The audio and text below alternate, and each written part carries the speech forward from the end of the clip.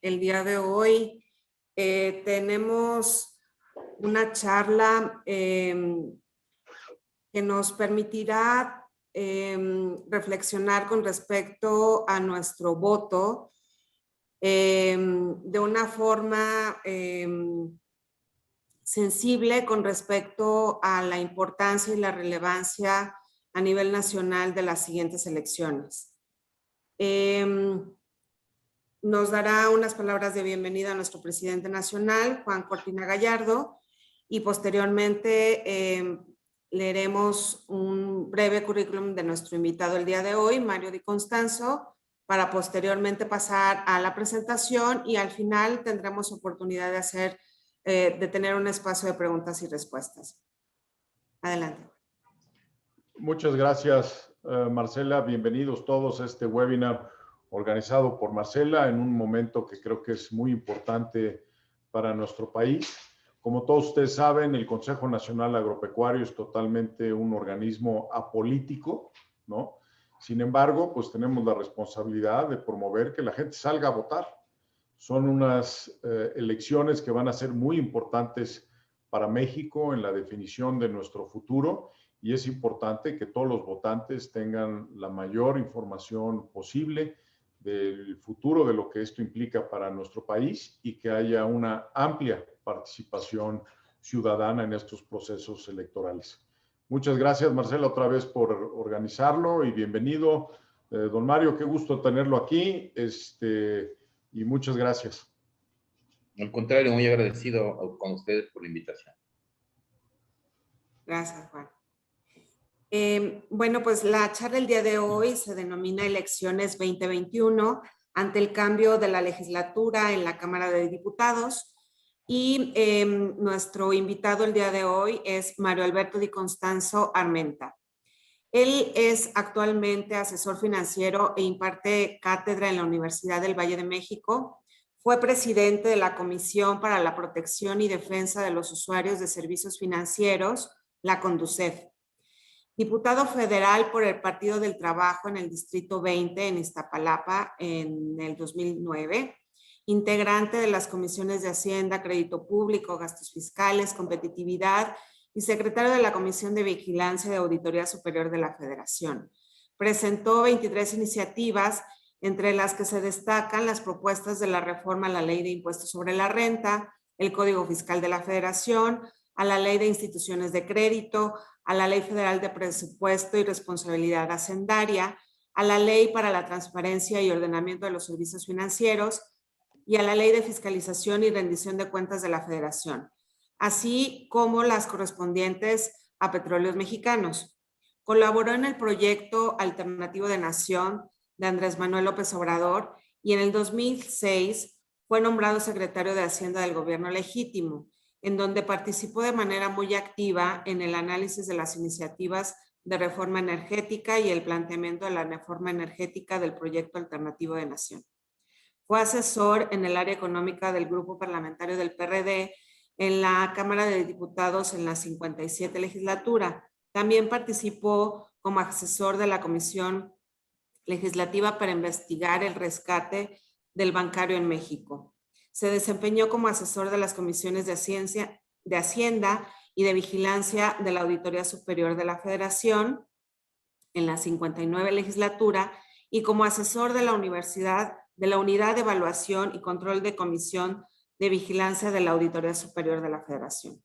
Colaboró en la Secretaría de Hacienda y Crédito Público, se desempeñó en diversos cargos como analista hasta jefe de departamento, en donde todos ellos son relacionados con temas fiscales, presupuestales, financieros, articulista de diversas publicaciones nacionales en La Jornada y en la revista Vértigo, Proceso, Siempre y Quehacer Político. Ha publicado 6 libros: Rescate Bancario, Lavado de Dinero, Reforma Fiscal y el Presupuesto de Egresos de la Federación. Nació en la Ciudad de México y es licenciado en Economía y en Ciencias Políticas y en Administración Pública por el Instituto Tecnológico Autónomo de México. Mario, muchísimas gracias. Al por contrario, tu participación el día de hoy. Yo te cedo la palabra. muchísimas gracias. Pues primero que todo agradecer la invitación a este foro para hablar en un momento pues tan importante y tan trascendente como es el que actualmente vivimos, y ante un escenario electoral, como ya lo dijo Juan Cortina, pues evidentemente ante las elecciones más grandes de la historia. Y si me permiten, pues ya para iniciar formalmente, poner una presentación para ir pues desglosando la importancia del momento, la situación en la que llegamos a este momento, y desde luego la importancia de la nueva conformación de la Cámara de Diputados, y desde luego que la gente, la afluencia, pues que se espera para estas elecciones. Iniciamos. No sé si ustedes vayan a pasar la presentación o quieren que la vaya moviendo yo. Empezaríamos.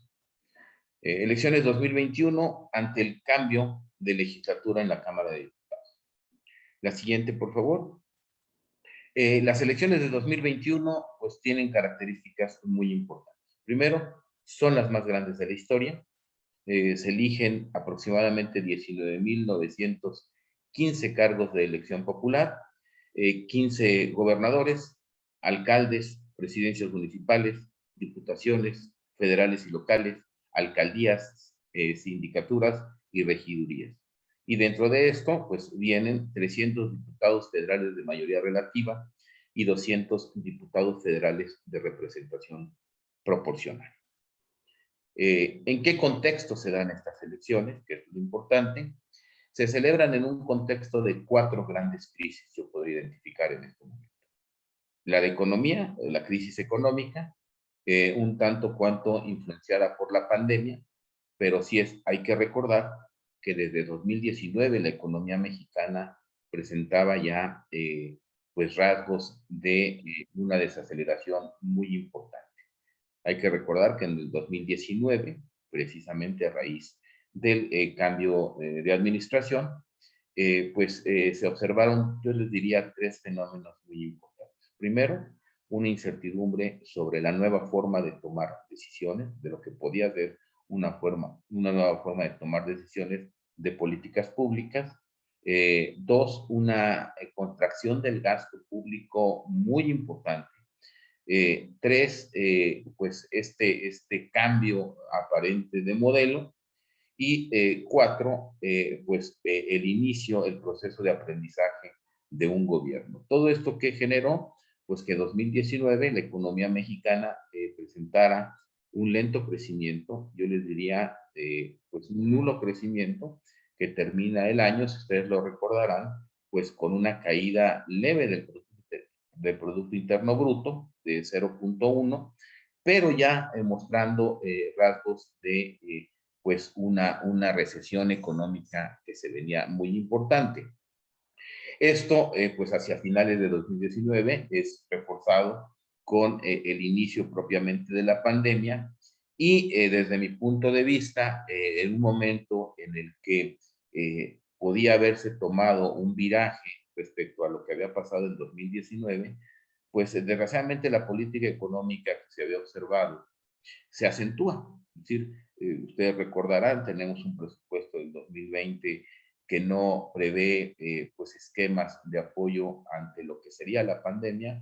Tenemos un presupuesto en 2020 que persiste en los recortes. El campo es uno de los sectores afectados, lo recuerdo perfectamente. Me tocó estar con la CNC, estando revisando algunos programas gubernamentales, y vemos cómo en cuanto al programa especial concurrente para el campo, pues se dan cambios muy importantes, no solamente reducciones presupuestales, sino cambios cualitativos y cuantitativos en la forma en la que se ejercerían los recursos. Esto se da, pues yo les diría, para todos los sectores económicos.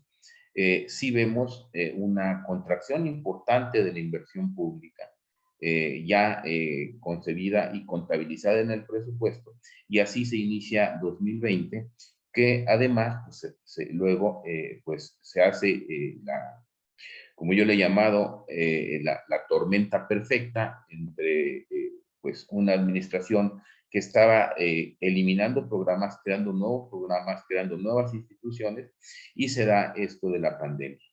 Luego se empiezan a ver los efectos sobre la economía, empieza a caer la actividad económica, la producción en muchos sectores, ya aquí por efectos de la pandemia, y el desempleo empieza a manifestarse como una variable, pues yo les diría grave, un comportamiento grave de esta economía. Recordaremos que a diferencia de otros países que durante la pandemia empiezan a implementar políticas fiscales, políticas económicas enfocadas a mantener, yo les diría dos cosas, su planta productiva y a mantener el empleo, pues en México no se toman ese tipo de medidas. Las estadísticas internacionales muestran que México es una de las economías que menos, digamos, apoya fiscalmente a su propia economía, pues para evitar caídas, y se tiene lo que vivimos en el 2020. Llega a 2021, no vemos ningún cambio en el modelo económico. Esto se plasma perfectamente en el presupuesto de egresos de la Federación. Vemos una inversión pública que continúa deprimida, detenida, muy focalizada cuando se da esto.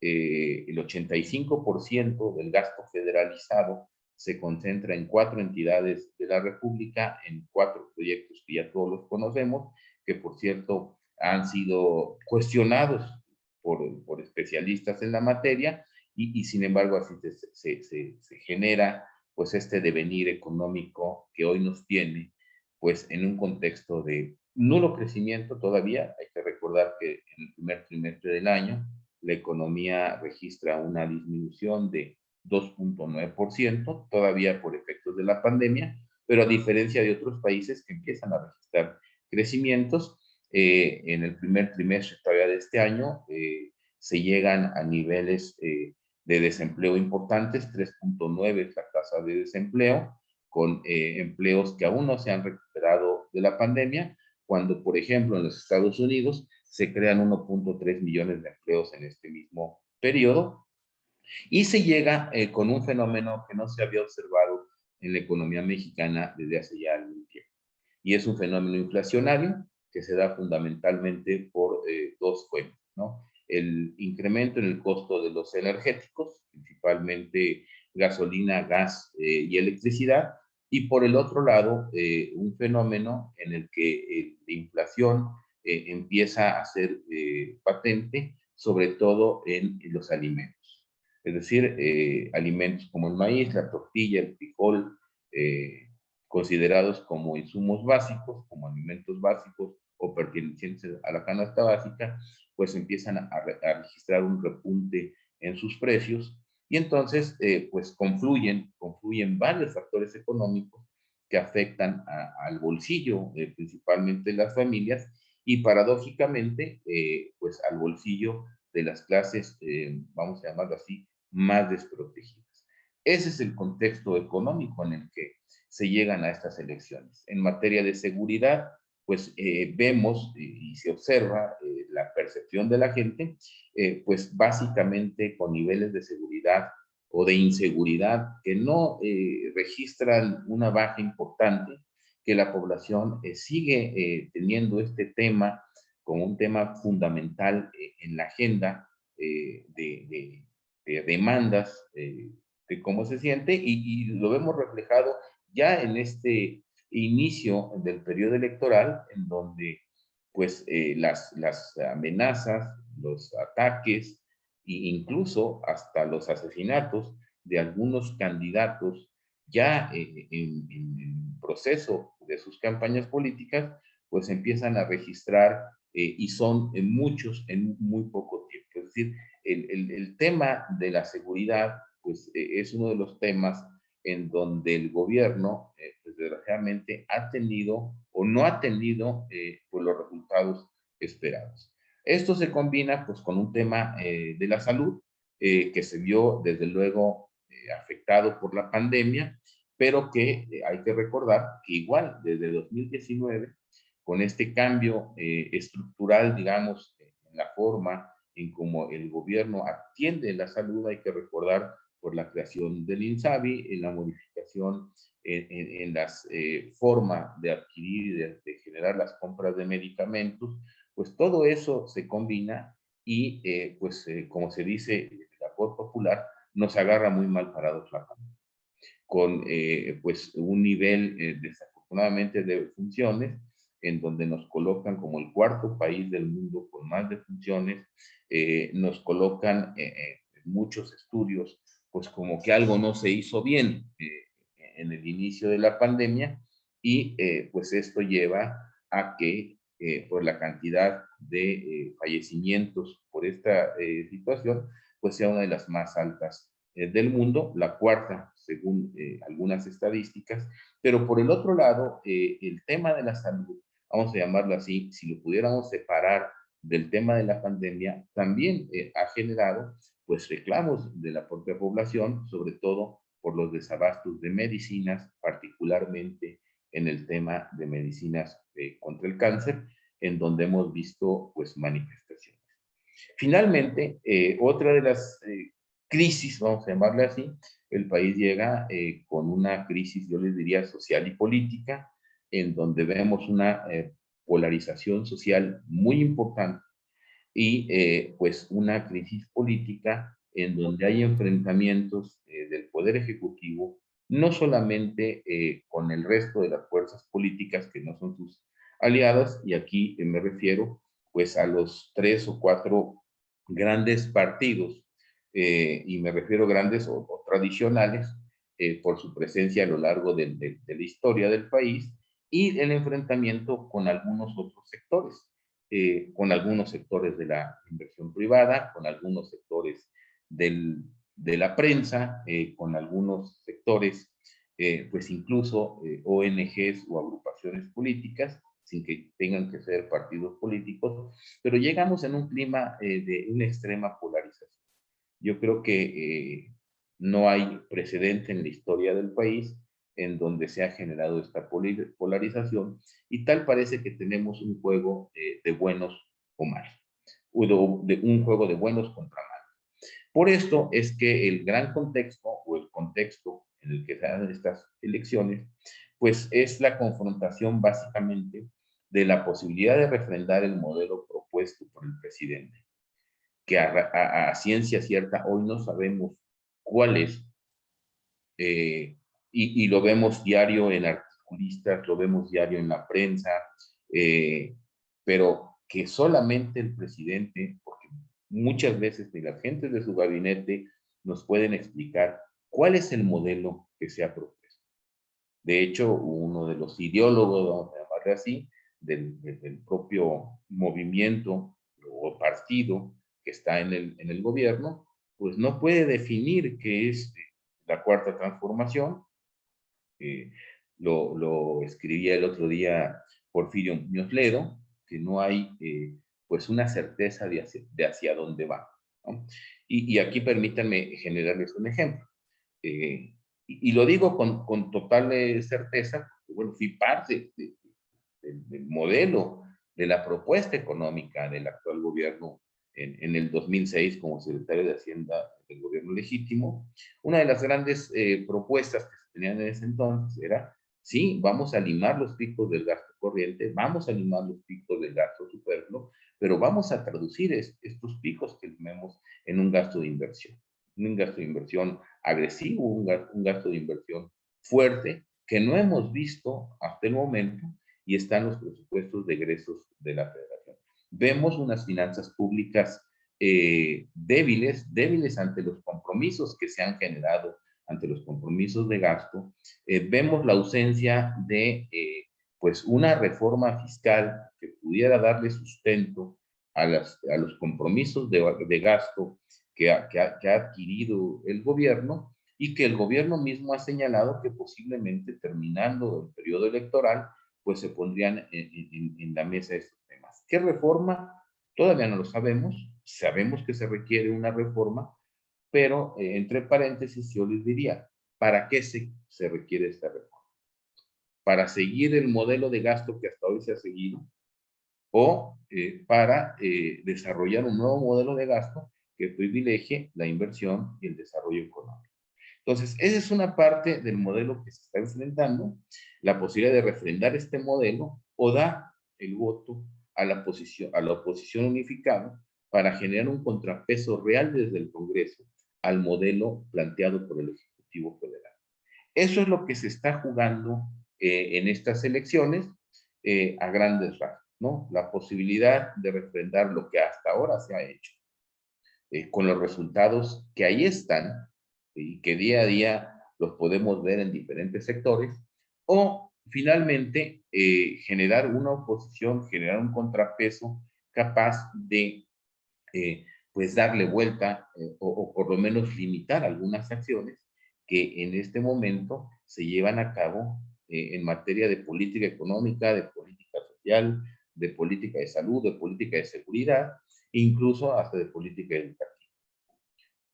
La siguiente, por favor. Ahora, la Cámara de Diputados se ha determinado o se ha llamado que este cambio en la Cámara de Diputados, que esta elección coloca a la Cámara de Diputados como la joya de la corona. Y todo el mundo sabe por qué, y lo tenemos muy claro.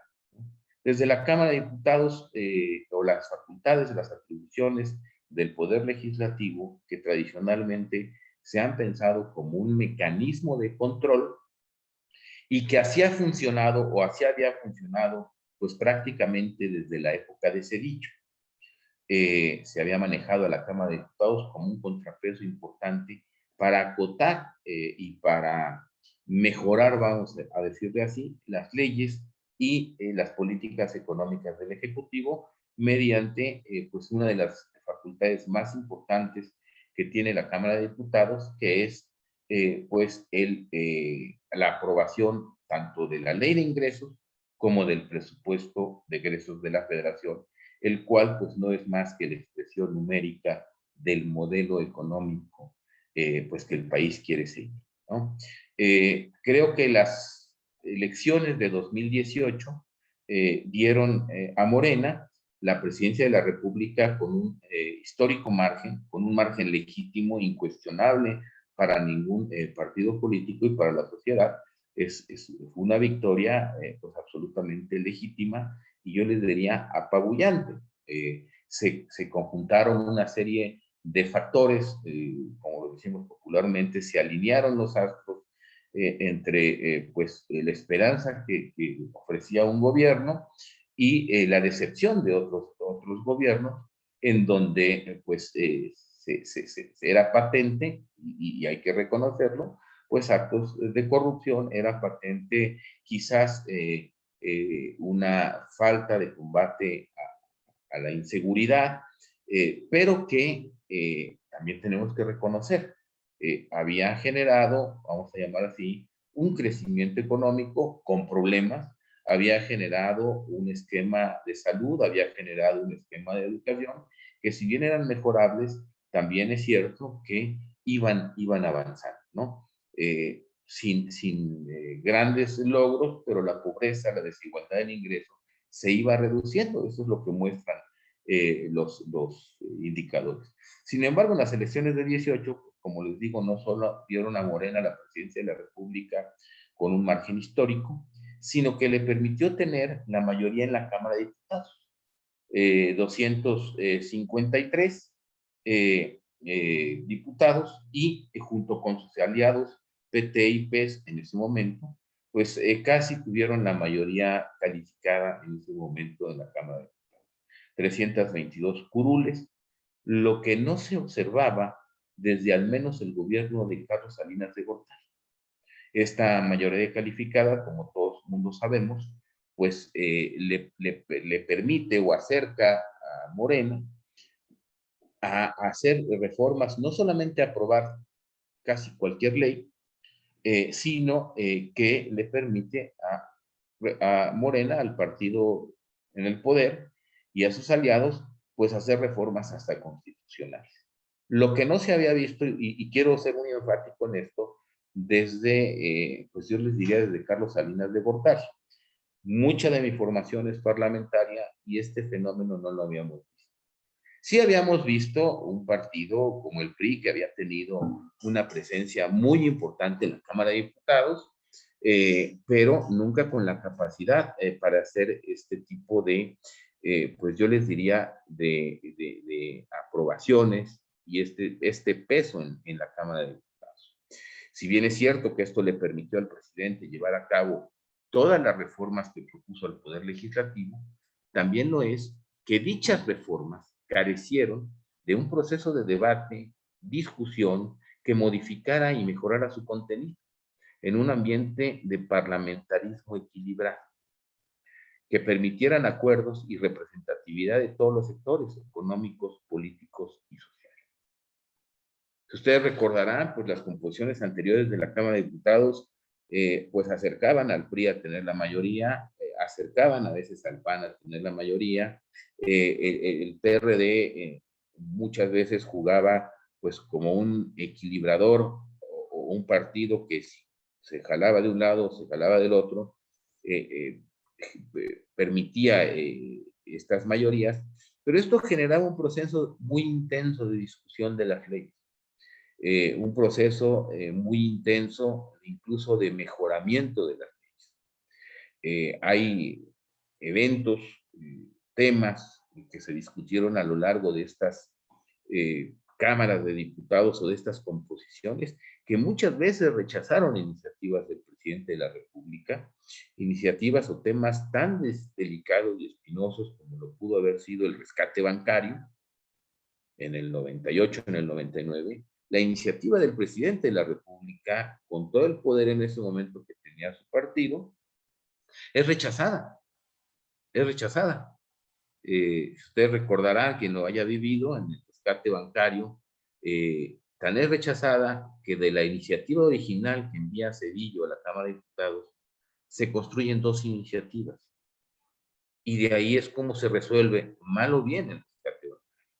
Y algunos otros muchos temas en donde pues se generó un contrapeso importante que no solamente o no es que rechazara per se las iniciativas, las leyes, las propuestas del presidente, sino que este proceso de discusión permitía mejorar. Casi nunca, como se ha visto en los últimos 30 años, pues no se tiene un registro de tantas iniciativas aprobadas sin modificación alguna, prácticamente sin modificar una coma de la iniciativa. Aún y a pesar de haberse discutido muchas de ellas en Parlamento abierto. Es decir, el Parlamento abierto, que es una forma de darle presencia a los sectores durante el proceso de aprobación de una iniciativa, pues aún con estos parlamentos abiertos que han sido, y hay que reconocerlo, más frecuentes que en otras legislaturas, pues no se ha dado un proceso de enriquecimiento de estas iniciativas.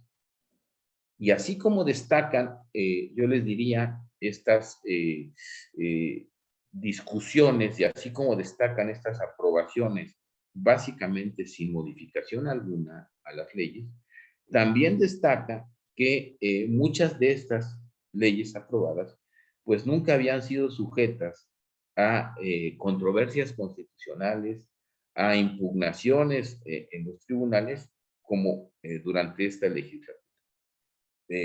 Para una muestra, pues todo lo que se ha hecho en el sector energético, para bien o para mal, más allá de irnos al fondo del asunto, pues han terminado con dos elementos muy negativos, dirimiéndose en la Suprema Corte de Justicia, la cual ha otorgado amparos en favor de los privados, y dos, otro elemento todavía yo diría más importante, ha enfrentado al gobierno con la inversión privada y ha generado incertidumbre en un sector, pues que yo les diría que hoy es estratégico para la economía nacional y para su competitividad en el extranjero y para su competitividad en los mercados internacionales. De ese tamaño es pues lo que ha sucedido en la Cámara de Diputados, en donde, pues si bien es cierto, ha habido un cambio en la forma de hacer las cosas del Ejecutivo, pues este cambio se ha reflejado en la Cámara de Diputados con pues sus tres funciones básicas, ¿no? La aprobación, discusión y mejoramiento de las leyes, incluido el presupuesto de egresos de la Federación y de la ley de ingresos.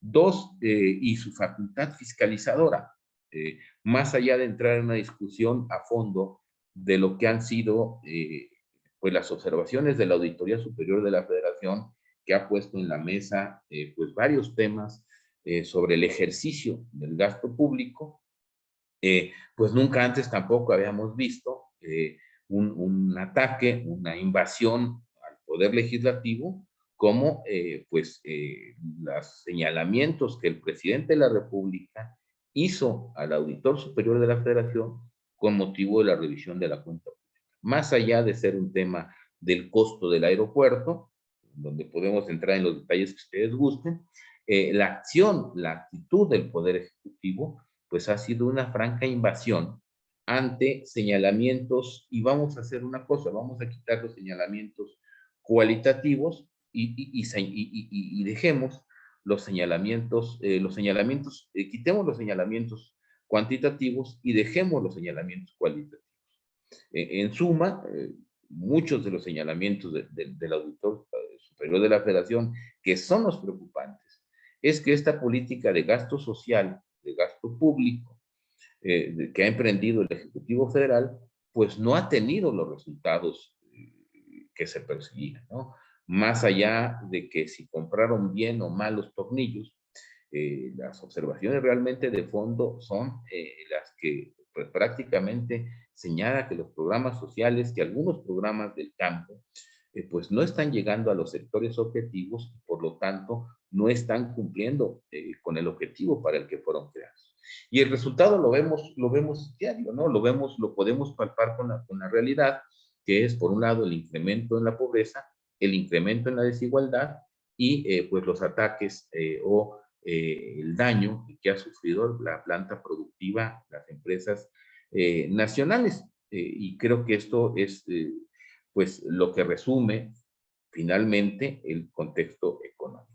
Por eso es que la lucha por la Cámara de Diputados pues se considera en esta elección como la joya de la corona, más allá de las 15 elecciones de gobernador, más allá que las presidencias municipales, más allá que pues las propias demarcaciones territoriales o delegaciones en el Distrito Federal. La siguiente, por favor. Ante esta situación, y como una respuesta a las situación que se vivía y que se vive en el Poder Legislativo, en respuesta a la situación económica, política y social que se vive en el país, y a la necesidad de tener una respuesta a la coalición Juntos Haremos Historia, que fue la que llevó a Morena como principal partido en el poder, surge en diciembre de 2020 una coalición llamada Coalición Va por México. Y esto es los tres partidos políticos, digamos, más grandes en este momento, o más importantes, no más grandes, porque Morena es más grande, lo demostró en las elecciones del 18, pues deciden formar una coalición precisamente para generar un contrapeso unificado ante esta situación, pues que se está viviendo no solamente en la Cámara de Diputados, sino a nivel país. Forman una gran alianza, el PAN, el PRI y el PRD, y deciden competir más o menos en 209 distritos electorales para diputaciones federales.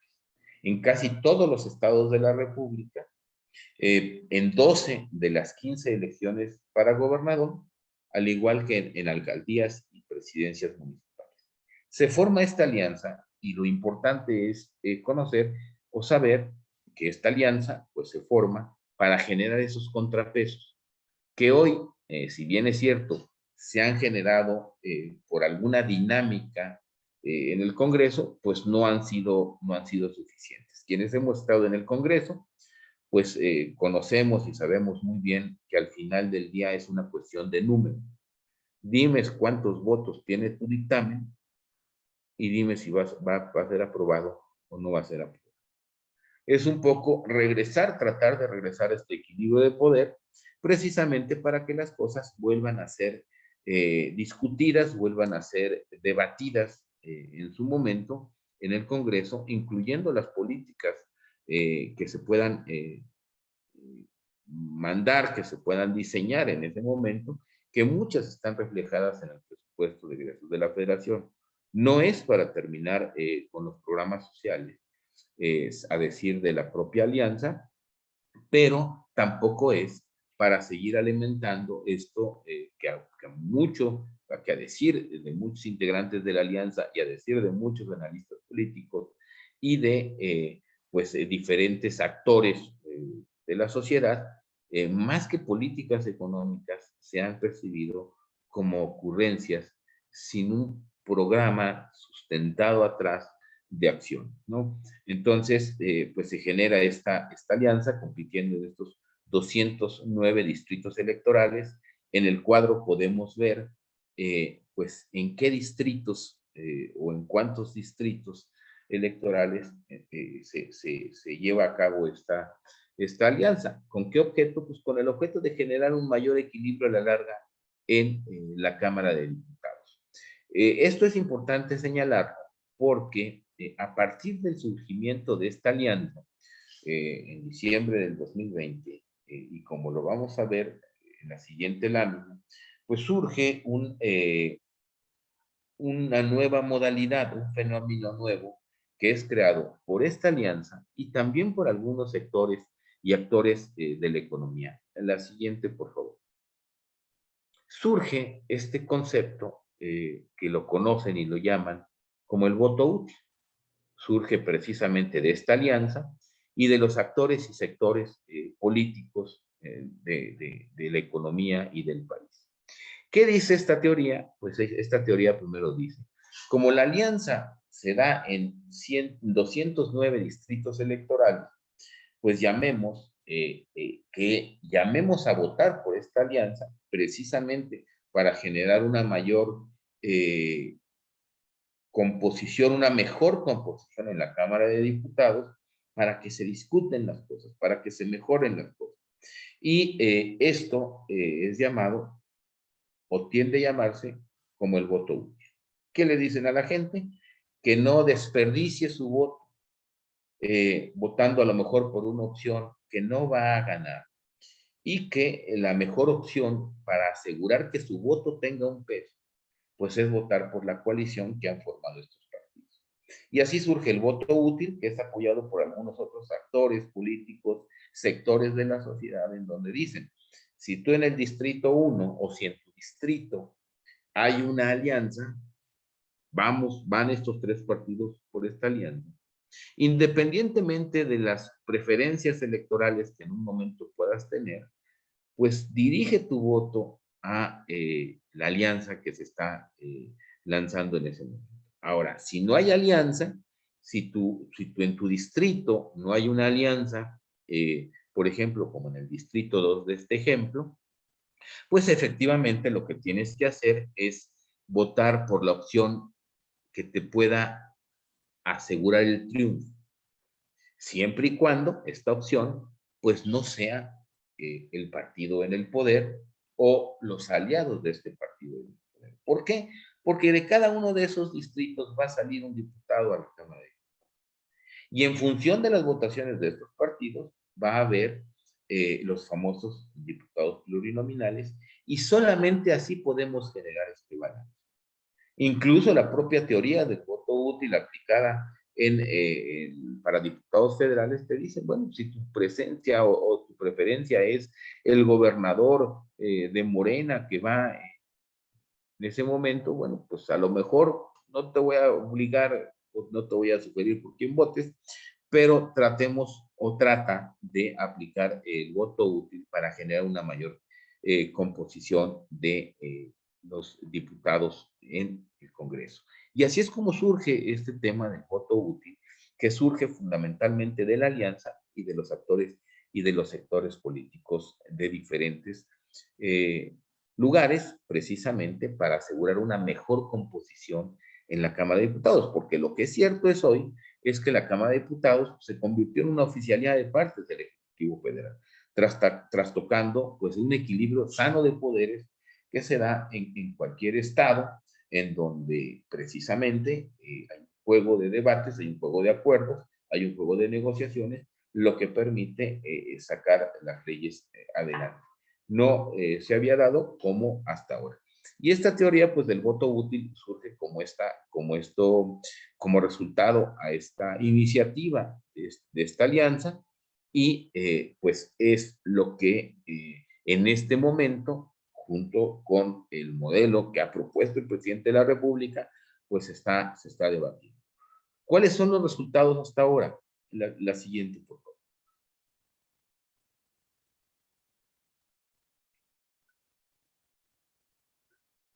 ¿Cómo van? ¿Cómo van hasta ahora los distritos electorales? ¿Cómo ha tenido efecto, pues, esta confrontación? ¿O qué es lo que hemos visto de esta confrontación de dos modelos, o de esta confrontación electoral, que además pues se ha conjuntado con pues la situación económica, política y social? De acuerdo a una encuestadora, al mes de mayo, los distritos que estaría perdiendo Morena, que estaría perdiendo el partido en el poder en este momento, son aproximadamente, serían 151 distritos los que estaría ganando y 149 lo que estaría perdiendo. Estamos hablando del 50% de los distritos que se están jugando, los 300 distritos, y lo que implica una disminución de 71 distritos con respecto a la elección de 2018. Es decir, sí hay pues un efecto, sí hay un desgaste, sí hay un costo sobre el nuevo gobierno y sobre el resultado de sus políticas, que hoy no lo reflejan las encuestas. ¿Cuál es este costo? Pues este costo es la posible, de acuerdo a las encuestas, que les repito, son una fotografía del momento, no reflejan que estarían perdiendo más o menos 71 distritos si consideramos este maremoto del 2018, en donde pues tan solo Morena y sus aliados obtuvieron algo así más de 222 distritos electorales, es decir, de entrada, pues llevaron 222 diputados o congresistas a la Cámara de Diputados. Cuando tuvieron 222 es el 72% de los distritos electorales, que, como les digo, son 300.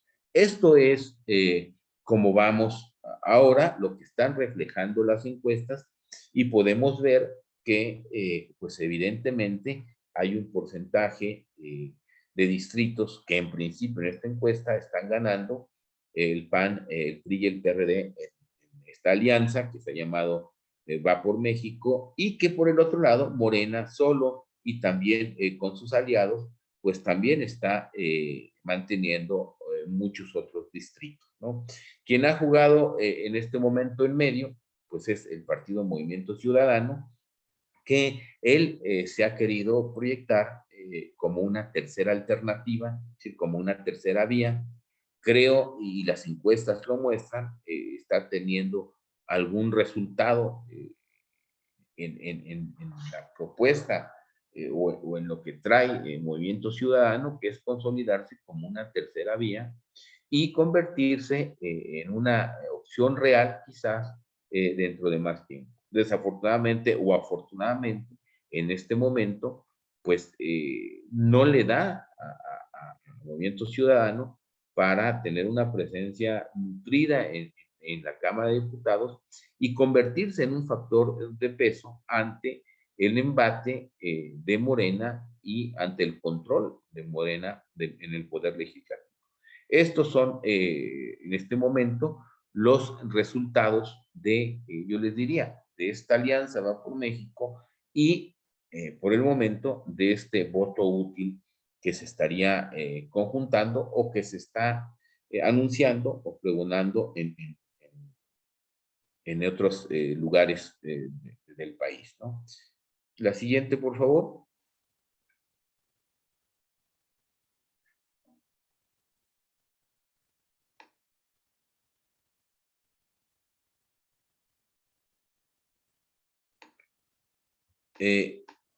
Si vemos en la siguiente lámina,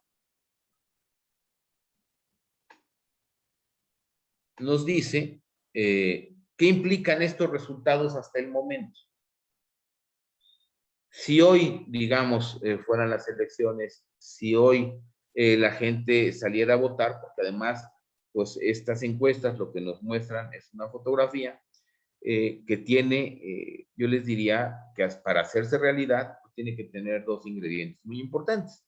Que la gente salga a votar, porque además todos sabemos que en las elecciones intermedias la afluencia a votar es mucho menor que en las elecciones presidenciales o en aquellas que involucran a un cambio en la presidencia. Bueno, si la gente soliera votar, si la gente ejerciera este voto útil como se ha pregonado, pues en este momento las encuestas reflejan que de acuerdo a estos números, creo que en otra lámina anterior venía que no solamente es esta encuestadora, hay otra que ya también trae números muy parecidos. De acuerdo hasta el momento, pues el Morena, PT y el Partido Verde, digamos afines al presidente, obtendrían 242 curules, mientras que los partidos no afines al presidente obtendrían aproximadamente 258 curules, lo que nos daría una Cámara, pues yo les diría, sumamente equilibrada hasta el momento, en donde el proceso legislativo, el proceso de discusión de las leyes, seguramente regresaría a ser lo que fue en sexenios o lo que fue en legislaturas anteriores. Es decir, nadie tiene una mayoría absoluta, nadie tiene una mayoría para aprobar por sí solo una iniciativa, mucho menos para hacer cambios constitucionales, pero también es cierto que esto obligaría, sin duda alguna, pues a otro proceso de discusión de las leyes más parecido a lo que se había venido observando en el Congreso desde hace mucho tiempo. Es decir, la capacidad de que el Congreso se convirtiera en una oficialía de partes, es decir, de ser una oficina de trámite a las iniciativas del presidente, pues está muy cerca, esto dicen las encuestas, de perderse y de regresar a, finalmente, a un proceso más de acuerdos, a un proceso más de mejora, a un proceso más de discusión de las diferentes iniciativas que presenta el presidente. La siguiente, y nada más como eh, adicional, en este momento, dado que estas alianzas se han hecho también para varias gobernaturas y, como les digo, alcaldías, pero a nivel gobernatura, pues vemos, y ustedes lo pueden ver señalados con colores, de estas 15 elecciones para gobernador, pues ya se ve que la alianza que se generó, pues fundamentalmente en Baja Sur, fundamentalmente Querétaro, San Luis Potosí, Chihuahua, pues tiene prácticamente a estas alianzas con la Sonora, Tlaxcala, Michoacán están muy peleadas, están con otro color. ¿Y por qué están muy peleadas? Porque todavía lo podemos ver ahí, los indecisos pueden ser un factor que lleve a cambiar el resultado de la elección, tanto en Sonora como en Tlaxcala, como Michoacán, este voto útil que en un momento dado han difundido, pues podría ser que el resultado de la elección cambiara. A lo mejor en Sinaloa, pero en Sinaloa pues, es más improbable, la diferencia es mucho más grande, ¿no? Colima, Guerrero se ve difícil, y Zacatecas es otra que en donde finalmente los indecisos pudieran cambiar la elección. Sin embargo, en este caso, y para este ejemplo, pues lo dejé como un estado en donde muy probablemente Morena alcance la victoria, y dos estados en donde hasta el momento no se esperaba que Movimiento Ciudadano los encabezara como va encabezando en las preferencias electorales para gobernador. Ahí es un caso como el que les comentaba. Ahí pues no está ganando esta alianza, pero tampoco está ganando el partido en el poder, sino que Movimiento Ciudadano se está consolidando en esos dos estados, pues como una tercera vía, que es Nuevo León y Campeche. estos promedios hechos hasta hoy, pues surgen de haber promediado 15 encuestas de 7 encuestadoras para los meses de abril y mayo. ¿Qué quiere decir esto? Pues que lo que ha sucedido en el país y el fenómeno de la alianza va por México, pues ha incidido y probablemente esté teniendo efectos sobre la preponderancia o no de Morena, tanto en las elecciones para gobernadores como en la Cámara de Diputados. Creo yo que en este momento es una buena señal el hecho de que parece ser que la discusión de los grandes temas, la fiscalización, el presupuesto de egresos de la Federación, pueda regresar a una Cámara de Diputados más balanceada. Como iniciamos en esta presentación, pues en un momento muy convulsionado para el país, en un momento, pues yo les diría, económicamente definitorio en el futuro, por lo menos de los siguientes 3 o 4 años, y sin duda alguna, en un momento en el que, pues la discusión, el debate, desde mi perspectiva muy personal, y lo puedo decir, porque además siempre me tocó ser minoría en la Cámara de Diputados, aún las minorías pues lograban legitimar y lograban incidir en este proceso de discusión.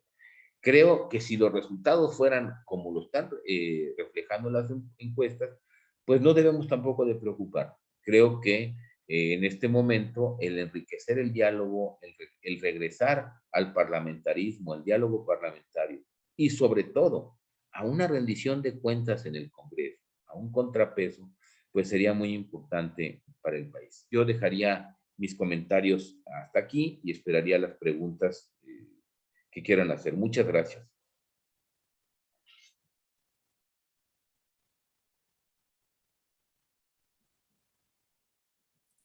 Muchísimas gracias, Mario. Muy interesante. Yo los invito a que nos hagan llegar sus preguntas.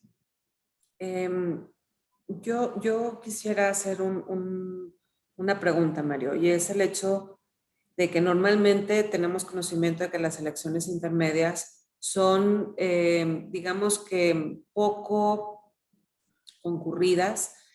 Hay una participación siempre muy reducida. ¿Crees que este fenómeno hoy en día, dadas las circunstancias, con todos los elementos que nos acabas de comentar, el tema económico, social, el tema de seguridad, el tema en sí de la pandemia, disminuyan el nivel de participación o tú crees que realmente tendremos un nivel de participación distinto a lo que hemos estado viendo en otras elecciones? Mira, de acuerdo también, digo, no metí estas láminas, tienen 2 encuestas que se han hecho sobre el nivel de participación y yo te diría que anda arriba del 50% de la población, muy por arriba del 50%, lo que para unas elecciones intermedias sí sería, digamos, es un dato revelador porque no se había dado este nivel de votación esperado al menos por las encuestas, en unas elecciones intermedias. Yo creo que la situación del país sí va a generar una afluencia muy importante a estas elecciones en términos de los porcentajes tradicionales en los que se vota en este tipo de elecciones. Yo esperaría una afluencia quizás como la de la elección presidencial de 2018, una elección o una concurrencia muy importante para esta decisión.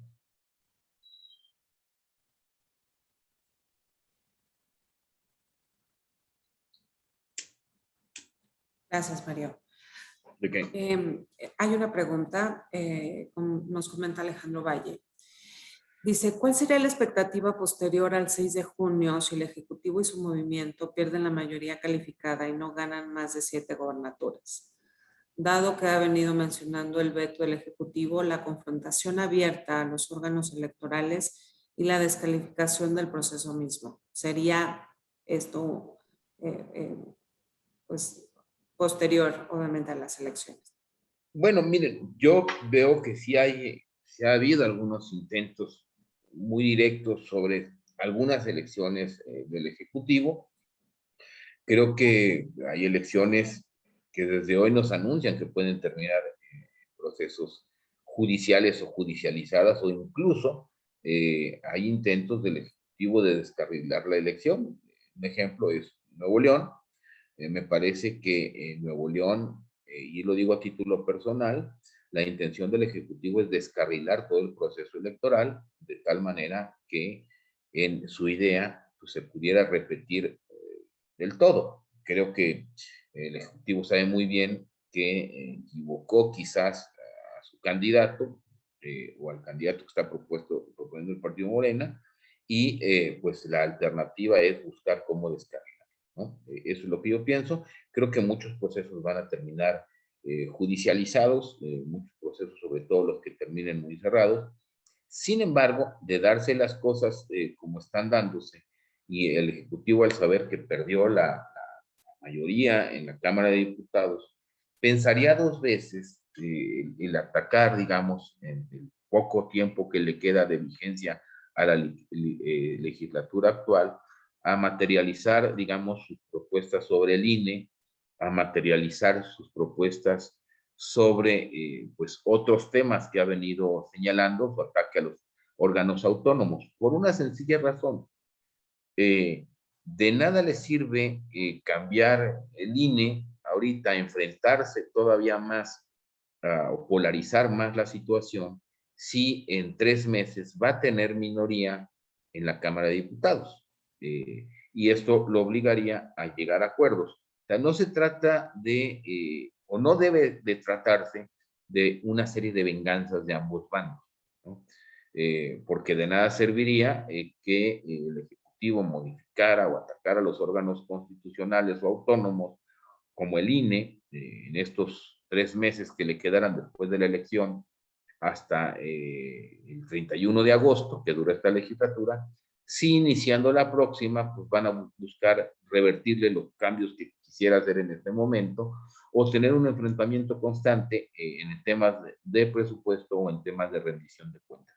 Creo que tendría, una cosa es lo que dice, pero creo que en la práctica tendría que sentarse a algo que el Ejecutivo no le gusta hacer, y se los digo por experiencia.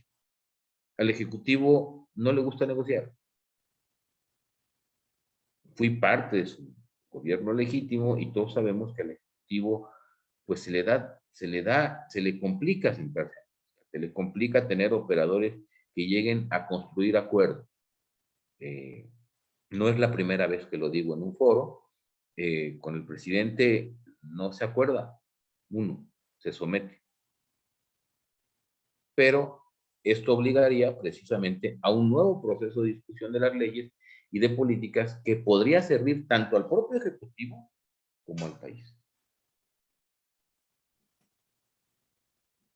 Gracias, María. Hay una pregunta bueno, en realidad son dos y me gustaría relacionarlas. ¿Cómo se distribuirían estos 200 diputados con respecto a la coalición que se está haciendo? ¿Cómo se daría esa distribución? ¿De quién y cómo? Ok. Ya no me detuve mucho a explicarlo, pero hay acuerdos previos para llegar a esta coalición. Están en el acuerdo precisamente de coalición en el INE, que está registrado. Y si detallamos más las tablas, que las tengo detalladas y se las puedo hacer llegar, por ejemplo, si en el distrito 1 del ejemplo, si ustedes recuerdan, que pusimos brevemente aquí, hay alianza, y digamos que el voto útil se dirige hacia la alianza, ¿no? La boleta, en términos prácticos, tú vas a poder tachar que no va a venir un icono como el de la alianza. Van a venir los 3 partidos por separados, PRI, PAN y PRD. De tal manera que, aunque existe la opinión de que tú puedes tachar los 3 y se reparte de una manera, con que taches un cuadrito en la boleta, por ejemplo, si la alianza es PRI, PAN, PRD, y tú tachas el cuadrito del PRI, por citar un ejemplo, ya hay un acuerdo previo entre esos tres partidos de a quién se le va el voto, es decir, ese voto se va para el candidato de la lista. Pero para partidos, ellos ya saben cómo se va a distribuir ese voto del distrito 1 de X estado para efectos de los diputados plurinominales. Entonces, ya están los acuerdos preestablecidos por esos partidos y en el acuerdo del INE se puede ver a qué partido se le va a ir el voto en el distrito 1. Lo normal, lo general, es que si yo de esta alianza taché el del PRD, el voto se le va al PRD. Si yo de la alianza taché el del PRI, el voto se le va al PRI. O si yo de la alianza taché el del PAN, se le va al PAN para efectos de los diputados plurinominales. Perfecto, perfecto.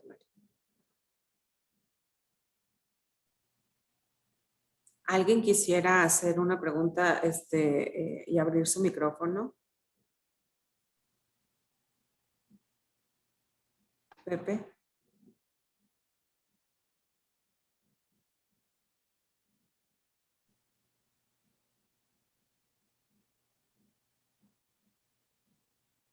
¿Estás en mute, Pepe?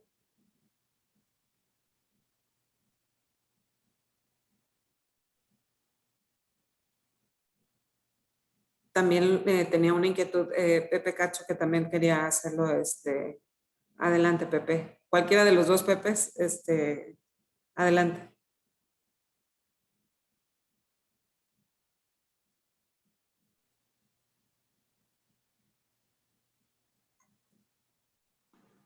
Bueno, voy a dar yo lectura A ver si ahí me escuchas, Marcela.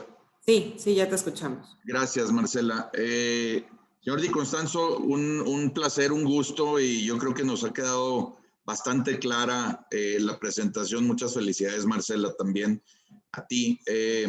Ahora, la pregunta es, con el conocimiento personal que el señor Di Constanzo tiene con el presidente, realmente qué es lo que nos espera para a partir del 7 de junio o el 6 en la tarde, cuando se den a conocer que las votaciones o varias de las votaciones no fueron a favor de su movimiento.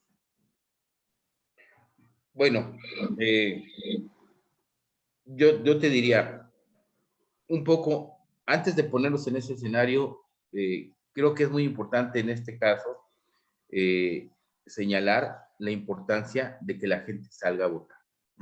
Las encuestas siempre son una foto, pero para que una encuesta sea realidad, pues tenemos que accionar.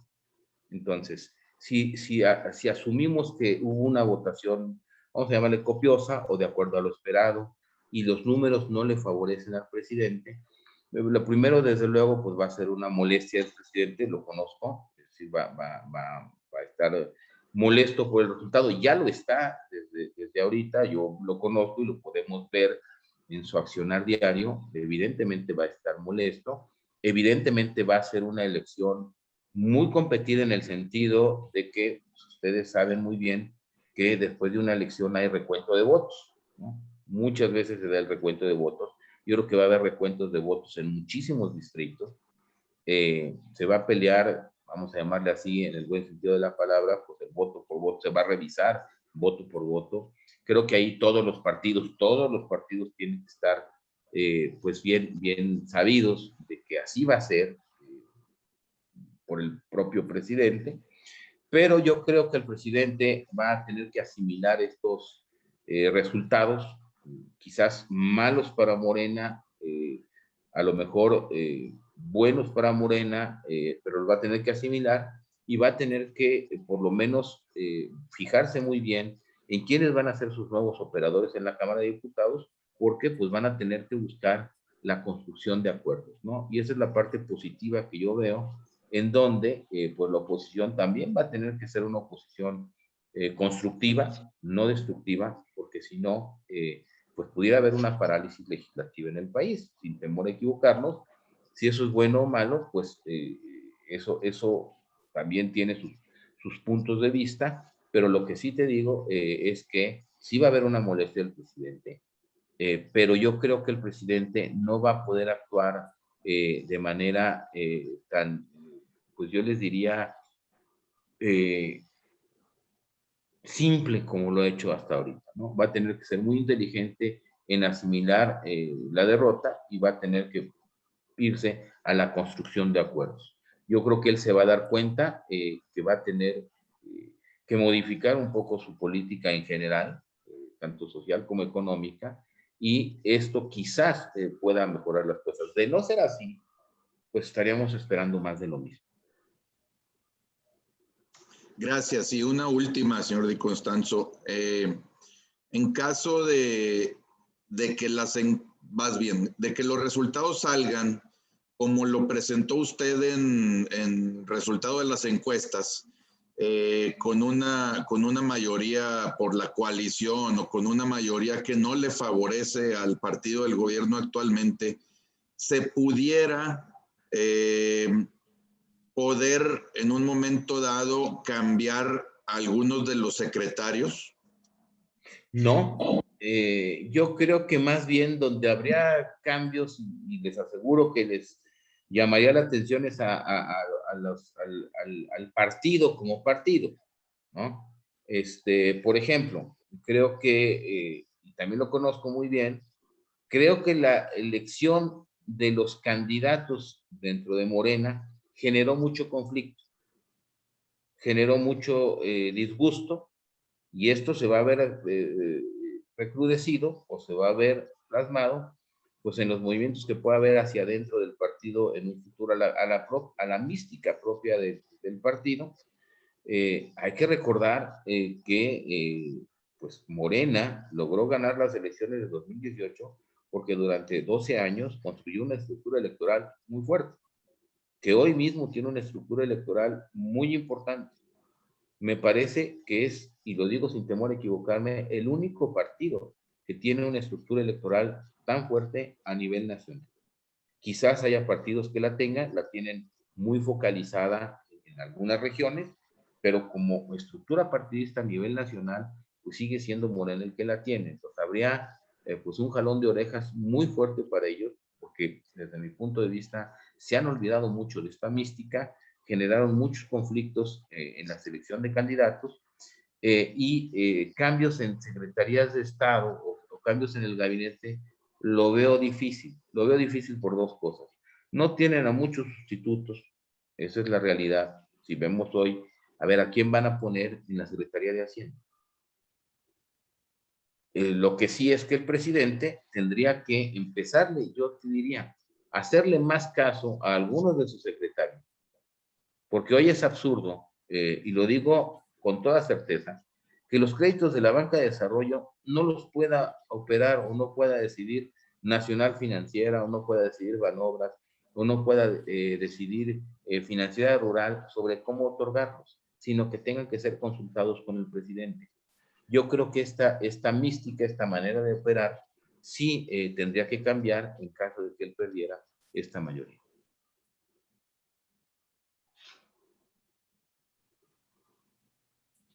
Gracias, Mario. Gracias, Pepe. ¿Alguna otra duda, pregunta que quieran? Vamos a mandar a compartir la presentación y las láminas con más detalle con respecto a los distritos. Mario, es lo que nos están pidiendo, igual como al final con respecto a las gobernaturas, algo muy similar. Perfecto. Sí lo puedo mandar, desde luego que las tengo y las tengo.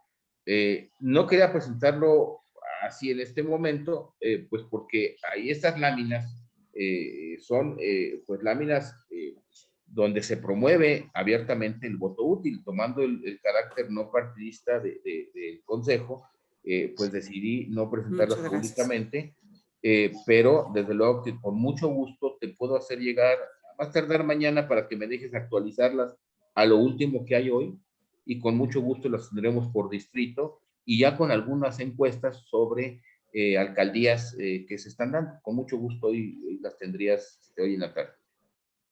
Situación que te agradecemos mucho, Mario, porque efectivamente nuestro presidente inició señalando que para nosotros es muy importante el poder crear una conciencia en la membresía sin ningún sesgo, sin ninguna inclinación y sin ningún señalamiento de forma directa con respecto a lo que debería de ser el voto. Eso cada quien de manera independiente lo tendrá que definir, pero sí es algo importante el hecho de reflexionar que no va a ser como por arte de magia el hecho de que el día, un día después de la elección el resultado sea como nosotros lo soñamos o como lo visualizamos. Lo importante es ejercer el voto de manera responsable para cada uno en el distrito y en la medida en que cada uno pueda realizarlo. Pues yo agradezco, yo le cedo la palabra a nuestro presidente nacional, Juan.